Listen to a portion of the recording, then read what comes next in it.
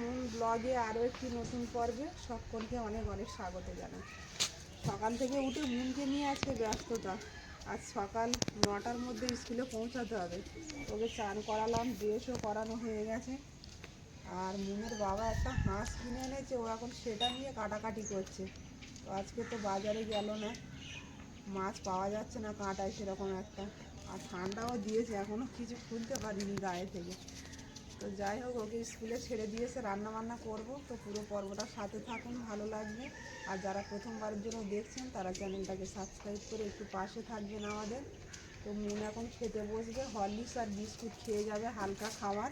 আজকে নাচের ক্লাস। তো মুন সকালবেলা হরলিক্স আর বিস্কুট খাচ্ছে। আর মুনের মা, তুমি কি খাবে? আমি তো জল খেলাম, এবং কি খাবো, বেলায় ওকে ছেড়ে দিয়ে আসি, তারপরে যা খাই খাবো। আচ্ছা, আর আজকে তো গিয়েই ওর নাচের ক্লাস, তারপর মনে হয় ক্লাস শুরু হয় পরে। বুধবার করে নাচের ক্লাস থাকে, তো ওই বুধবারটা একটু সকাল সকাল খুব তাড়াহুড়োর মধ্যে রেডি হতে হয়, শীতকালের বেলা তো। মুনমুন বিস্কুট খাও, শুধু হরলিক্স খেলে মুখটা মোছো। খিদে নেই? না না, জুতোটা পরে নাও। 12টার মধ্যে খাওয়া দেয় তো স্কুলে। ওদের স্কুলে তো খুব সুন্দর খাওয়া দাওয়া দেয়। খেতে দেয় 12টার মধ্যে। আর আমাদের রান্না হতে আজকের অনেক সময় লাগবে, যেহেতু দেশি হাঁসের মাংস, সময় লাগবে। বাইরে রান্না বান্না হবে। আর হাঁসটাকে পরিষ্কার করে কাটতে হবে আমার। আজকে মুনের বাবাই করছে সব কাজগুলো। রান্না কে করবে? রান্না মা করবে। রান্না কি করবো, এটা নিয়ে মন চিন্তা খুব। কটা বাজে বলো তো? 9টা বেজে গেছে। হ্যাঁ, তা প্রায় বাজতে যায়। 9টা করে বাজেনি? ভালো তো। আর্ট এন্ড ক্রাফটে মিস বলেছে যে রং নিতে, আর হচ্ছে কালারিং পেপার, আর হচ্ছে আঠা কাঁচি। মন সকাল 8টা থেকে গুছানো শুরু করেছে, আর এখন 9টা বাজে, এখনো গুছানো মানে শেষ শীতের হচ্ছে সময় না। সকালবেলা চান করাটা একটা খুব কষ্টজনক কাজ। তো মনের অনেক তাড়াতাড়ি চান করতে হয়েছে, 8:30টার মধ্যে চান সেরে নিতে হয়েছে। মুনমুন, হুম, তোমার স্কুল ছুটি হবে কটায়? 3:20। 3:20? আচ্ছা, তাহলে 3:20তেই খাওয়া দাওয়া আমাদের হবে 3:30টার দিকে। ঠিক আছে, তুমি আসলে তারপরে খাওয়া দাওয়া হবে। ঠিক আছে, তার আগে রান্না বান্না করে দিয়ে মা কমপ্লিট করে রাখুক। ঠিক আছে, রেডি হয়ে বাইরে রৌদ্রে বসে হাঁসের মাংস দিয়ে আজ খাওয়া দাওয়া হবে জমজমাট। মন আসলে তারপর খাওয়া দাওয়া। সবটাই মন আর্ট আসলে এন্ড হবে। ক্রাফটে জিনিস বানিয়ে আনবো। ঠিক আছে, চলো দিয়ে আসি। আজ বাইরের ওয়েদারটাও খুব সুন্দর, সকাল সকাল। আর রৌদ্দুর বেরিয়েছে, খুব সুন্দর দেখছি। ভালো করে বসো। ওখানে বসতে পারবে তো? আর দুদিকে পা করে বসবে। মুনকে ছেড়ে দিয়ে বাড়িতে আসলাম, আর এসে দেখছি মুনের বাবা হাঁস নিয়ে বসে গেছে কাটতে। অনেক সময় লেগেছে এই ছোট ছোট লোমগুলো সব পরিষ্কার করতে, তারপরেও এখনো দেখছি একটা দুটো আছে। একটু পুড়িয়ে নিলে ভালো হতো নাকি বলো তো? এখনো আছে লোম? না, পরিষ্কার করেছি খুব সুন্দর দেখা করে। যাচ্ছে না তো। যে একটা লোম খুব। এটা কিন্তু চীনা হাঁস বলে অনেকে, আমাদের এদিকে বলা হয় পেরি হাঁস, তাই না? হাঁসের গায়ে খুব শক্তি, আর তেল হয়েছে দেখো, শীতকালে না। একদম হলুদ তেল হয়েছে। এই হাঁসগুলো কিন্তু অনেক বড় বড় হয়, 3-4 কিলো করে ওজন এটা হয়। মেয়ে হাঁস তো ওই জন্য ছোট। ছেলে হাঁস হলে 2.5-3 কিলো করেও হয়। একদম লাল মাংস। লাল মাংস, দেশি মাংস মানে সবসময় লাল।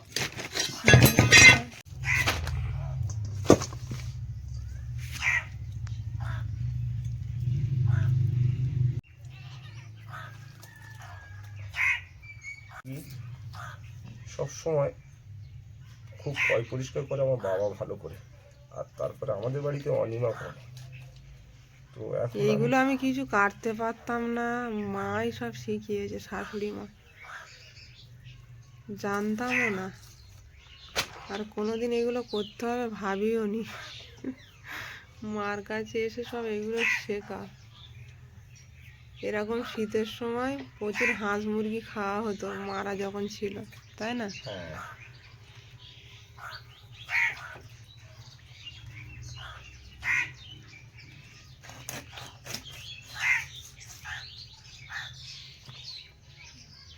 শীত এই যে এখনো ডিমের ছাঞ্চটা রয়েছে, দেখেছো? হ্যাঁ, আর কিছুদিন গেলে ডিম পারতো, পরে পিস করবো। এই হাঁসের মাংস যত ছোট পিস করা হয় ততই ভালো লাগে খেতে।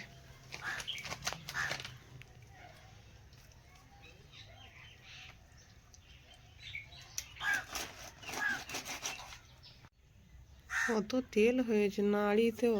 হুম, নাড়িটা খুব সরু, তাই না? শীতকালে তো এই হাঁসের তেলটাই তো মেন ব্যাপার। এই জন্য তো লোক শীতকালে হাঁসের মাংস খায়, এই গরমকালে খেতে ভালো লাগে না। তোমার তো মাথার চুল অর্ধেক পেকে গেল গো। তাহলে চুল পেয়ে গেছে না? আর কদিন বাদে তো পুরোটা মনে হয় পেকে যাবে। এত অল্প বয়সে চুল পেকে গেল সব। হুম তোমার দাদু এই ঠাকুরদার আরাম ছিল না? হুম, সব সাদা চুল ছিল আমার ঠাকুরদের। অল্প বয়সে চুল পেকে গেছিল। হুম এগুলো একটা একটা বংশের ধারা। হুম, দাদারও তো মাথায় চুল পেকে সাদা।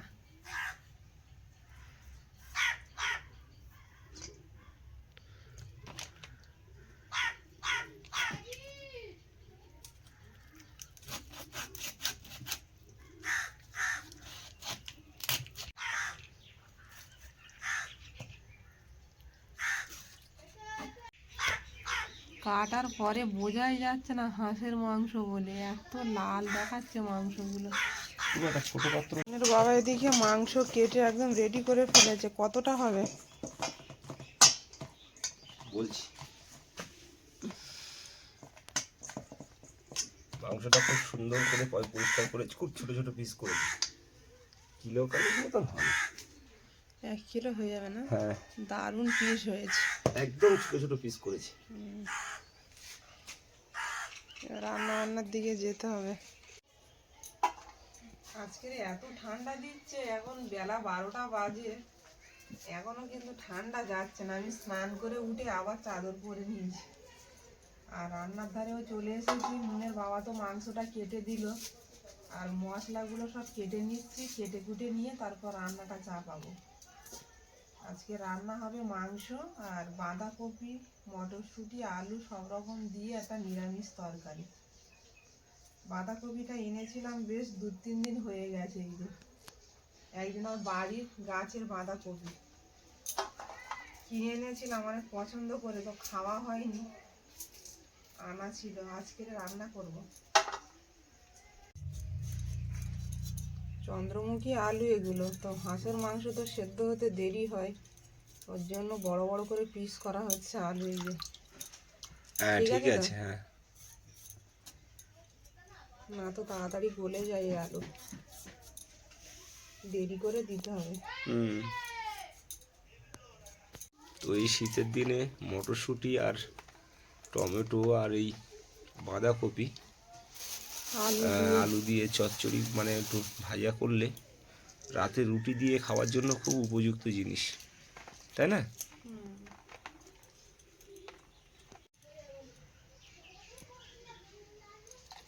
চচ্চড়ির জন্য 2টো আলু কেটে নিচ্ছি, ছোট্ট করে চচ্চড়িটাও বানাবো। এই যে মাংস, চীনা হাঁস, অনেকে বলে পেরি হাঁস, তো এই মাংসটা খুবই লাল মাংস।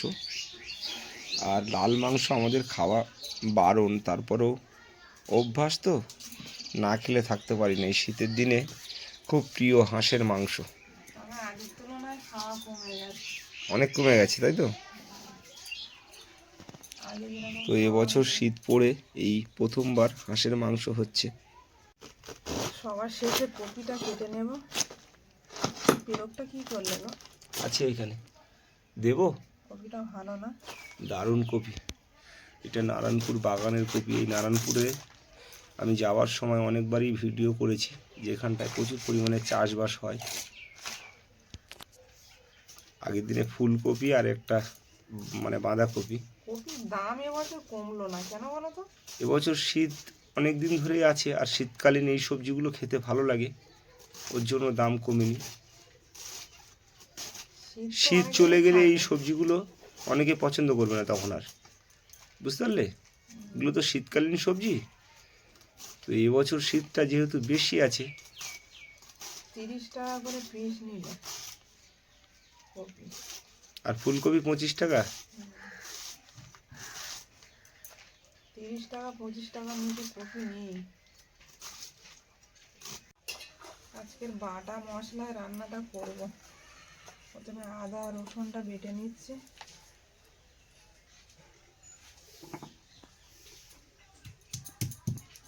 অনেকদিন পর শিলনোড়ায় বাটা মশলা রান্না করলে স্বাদটা আলাদা আসে। আর এইসব দেশি হাঁস মুরগি শিলনোড়া দিয়ে মশলা করে রান্না করলে খেতে স্বাদ সম্পূর্ণ আলাদা। মিক্সচারে তো সাধারণত আমরা করি, আর বেশিরভাগ এখন তো গুঁড়ো মশলা ব্যবহার হয়, কিন্তু এই পুরাতন দিনের শিলনোড়া দিয়ে সব কিছু বেটে রান্না করার স্বাদ সম্পূর্ণ আলাদা, তাই না?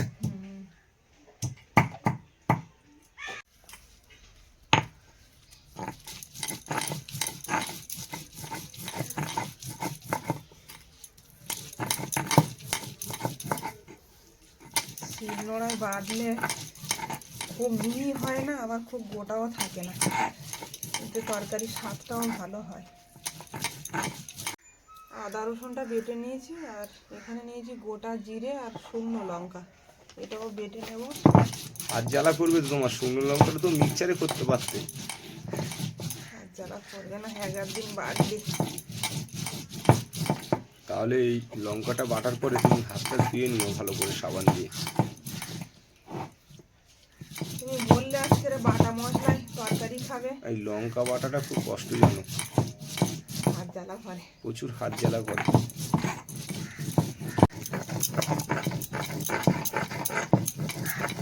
শিলের বাটনা সম্পূর্ণ আলাদা, সেই শাক তরকারি আসে। হ্যাঁ হ্যাঁ। আমরা যখন গ্রামে সুন্দরবনে থাকতাম তখন তো এইসব মিক্সচার ফিকচার আসেনি, আর সমস্ত কিছু শিলের বাটনায় রান্না হতো, সেই স্বাদ যেন এখনো ভোলা যায় না। কদিন আগেও তো আমরা শিলে বাটা খেতাম, শুধু এখন সময় হয় না বলে আর করা হয় না, কাঠের জালে রান্না করারও সময় হয় না। তো অনিমা এখন 1টা বাজে, আর সব কিছু রেডি করে নিয়েছে, আর সবে মাত্র চাদরটা গায়ের থেকে খুলেছে। আজকে ঠান্ডাটাও প্রচুর রয়েছে, আর এই ঠান্ডার মধ্যে হাঁসের মাংস ম্যারিনেট করে নেব, কুচানো পেঁয়াজ দিয়ে দেব, কিছুটা রেখে দেব বেরেস্তা করার জন্য, তাই বললে তো? হ্যাঁ, দেব কাঁচা লঙ্কা, আদা রসুন বাটা, আর জিরে আর লঙ্কা বাটাটাও দিয়ে দেব।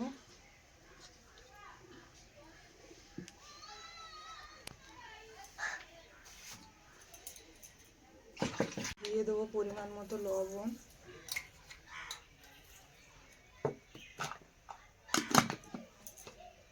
ধনিয়া গুঁড়ো,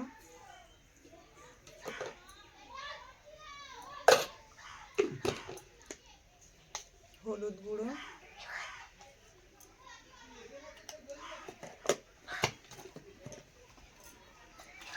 কাশ্মীরি লঙ্কার গুঁড়ো,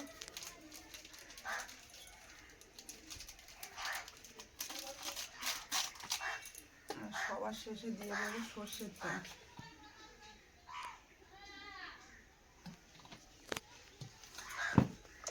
ভালোভাবে মাখিয়ে নেব মাংসটা।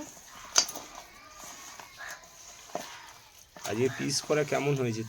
সব সময় তো তুমিই পিস করো হাঁসের মাংস। দারুণ পিস হয়েছে। একদম ছোট ছোট করেছি, আমি ভাবলাম হয়তো তুমি আমাকে আবার বলবে যে এত ছোট করলে। না না, ঠিক হয়েছে। বন্ধুরা অনেক সময় কমেন্ট করে যে মাংসের পিস অনেক ছোট হয়ে গেছে হাঁসের মাংস, তো এরকম করেই আমাদের বেশি অংশ খাওয়া হয়, ছোট করে ভালোও লাগে খেতে। এই অভ্যাসটা থেকে গেছে, বড় করলে যেন ভালো লাগে না, তাই না? হ্যাঁ, এটা অবশ্যই মায়ের মানে পরিকল্পনা। মা যখনই হাঁস মানে খাওয়া হয় খুব ছোট ছোট পিস করে, আর মাই করতো হাঁসের মাংস। তো মায়ের থেকেই অনিমা শিখেছে আর আমাদের দেখে শেখা। এইভাবে মাখিয়ে নিলাম ভালো করে, আর যত ভালোভাবে মাখানো হবে ততই ভালো টেস্ট হবে। তুমি এবার উনুনটা জেলে দাও, আলুটা ভেজে নাও, ওটা ম্যারিনেট করে রেখে এটা সাইড করে রেখে দাও।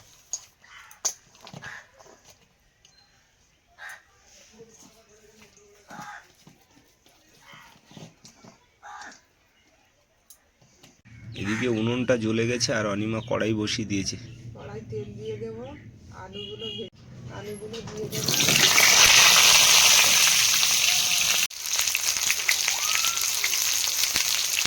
সামান্য একটু লবণ দিয়ে দেবো, দিয়ে দেবো হলুদ গুঁড়ো। আলুটা ভেজে নেব।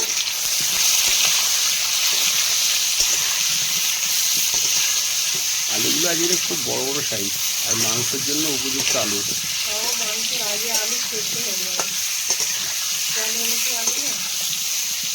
ভেজে নিয়ে তুলে নেব, হালকা ভাজলাম।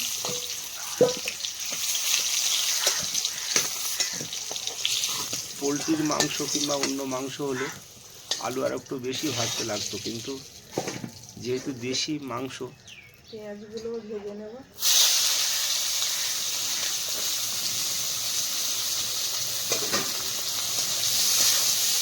উনুনটা দারুণ জ্বলছে আর পেঁয়াজগুলোও প্রায় ভাজা ভাজা হয়ে গেছে।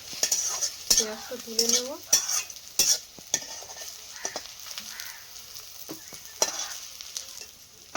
তেল দেব, তেল তো এমনি উঠবে আর মাংসের সঙ্গেও তেল দেওয়া আছে, ওই জন্য অল্পই দিলাম তেল।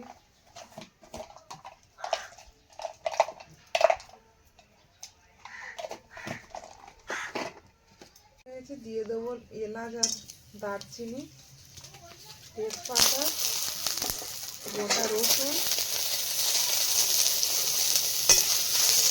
কাঠের ডাল তো, মাংসটাও দিয়ে দেবো।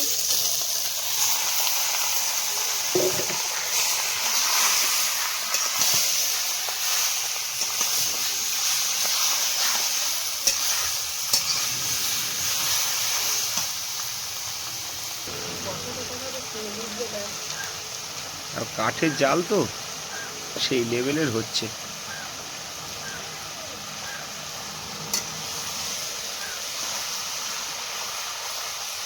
মাংসটা পিসটা দারুণ হয়েছে। মরিচ মশলাগুলো ভালোভাবে ভুজবে। অনেকটাই মাংস,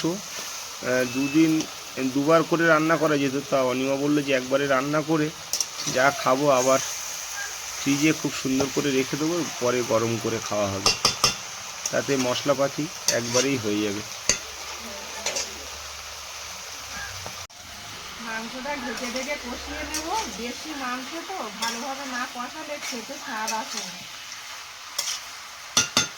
ঢাকনাটা খুলে দেখে নেব, ওই যে তেল ওটা চুরি করে দিয়েছি মাংস থেকে।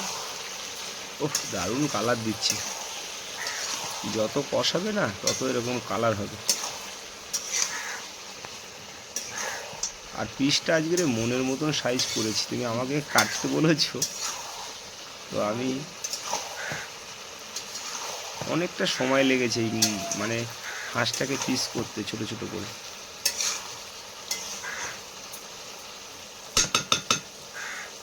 আবারও ঢেকে দেব। ওহ, নেবো আজে হচ্ছে তো, আর দারুণ তেল বেরিয়েছে। শীতের দিনে হাঁসের মাংস কেন বলে এত স্বাদ, যে একবার খাবে সে ভুলবে না। অসাধারণ ব্যাপার। অনিমা, তুমি এক কাজ করো, এবার আলু দিয়ে দাও। দারুণ কষিয়েছো তুমি, অনেকক্ষণ ধরে ঢেকে ঢেকে কষাচ্ছে অনিমা। আর কাঠের জাল, বিশাল ব্যাপার হচ্ছে আজকে। ভেজে রাখা আলুটা দিয়ে দেব। এদিকে পেঁয়াজ ভেজে রেখেছিলাম, ওটাও দিয়ে দেব। এটা পুরো নতুন আইটেমে রান্না হচ্ছে, কেননা কখনো পেঁয়াজ ভেজে রেখে আর এভাবে হাঁসের মাংস রান্না হয়নি আমাদের বাড়িতে, এবার ফার্স্ট টাইম। এটা আমার বলাতে অনিমাকে বললাম যে একটু পেঁয়াজ ভেজে রাখো, পরে দিয়ে আর ভালো করে কষিয়ে তারপরে জল দেবে। তো রান্নাটা অনিমা করছে, কিন্তু যা কিছু বলার আমি বলে দিচ্ছি যে এইভাবে এইভাবে করো, তবে নতুনত্ব একটা স্বাদ পাবে।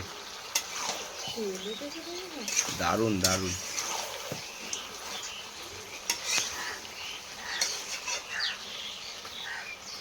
সবজি আর কেউ খাবে, এরা মাংস খাবে। না, সবজি খেতে হবে,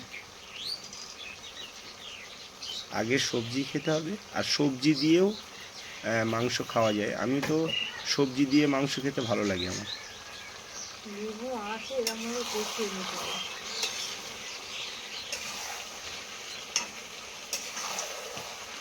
বড্ড তেল উঠেছে মাংস। দারুণ দারুণ, পুরো কালারফুল হয়ে গেছে। সুন্দর করে মাংসটা কষিয়ে নিয়েছি। কালারটা দারুণ এসছে, এবার জল আর দিয়ে দেবো। চটচট করে আওয়াজও হচ্ছে। আর জলটা গ্যাসে থেকে গরম করে নিয়ে এসেছি, গরম জল দিয়ে দেবো। হ্যাঁ, গরম জল না দিলে ভালো হবে না, একদম গরম জল দিতে হবে। ব্যাস, জলটা একটু বেশি পরিমাণে দিচ্ছি, মাংসটা সেদ্ধ হবে। ঢাকা দিয়ে দেবো। ঢাকনাটা খুলে দেখে নেব। ও সেই লেভেলের ফুটছে, দারুণ সেন্ট আসছে। ঝোলটা দেখেছো পুরো লাল হয়ে গেছে। হাঁসের মাংসর ঝোল দিয়েই ভাত খাওয়া হয়ে যাবে, আলু আর ঝোল দিয়ে। আলুও সেদ্ধ হয়ে গেছে ভালো।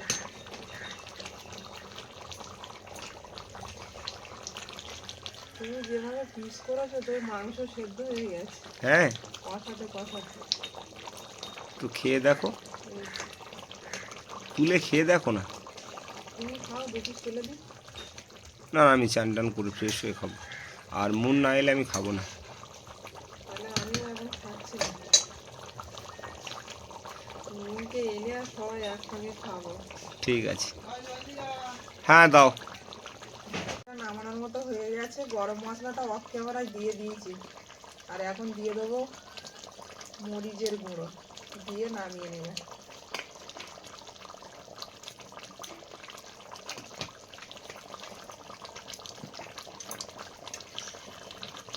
টকবক করে ফুটছে।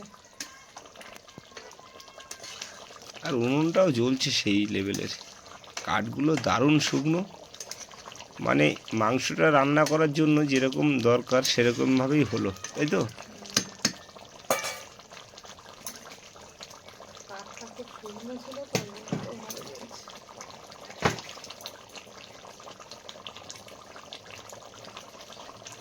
ঝোল এরকম থাকবে না, আর একটু কমাবো? হ্যাঁ থাকুক, একটু ঝোল থাকুক, টুপা। মাছের মাংস তো ঝোলটাই ভালো হ্যাঁ, লাগে। ঝোলটাই খেতে খুব স্বাদ।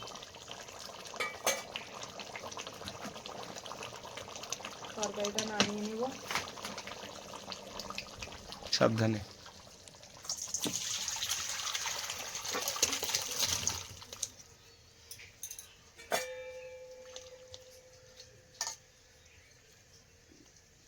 মিনিমাম 3 দিন ধরে খেতে হবে আমাদের, তাই তো? মাংস এটা চাপিয়ে দেবো। কড়াই দিয়ে দিয়েছি শুকনো লঙ্কা, দিয়ে দেবো আদা কুচি, সামান্য তেল দেব,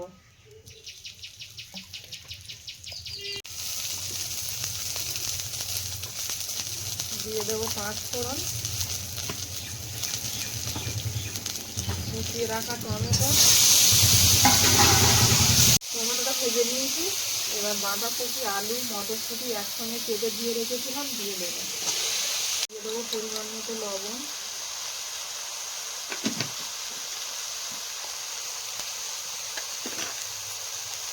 পরিমাণ মতো হলুদ গুঁড়ো।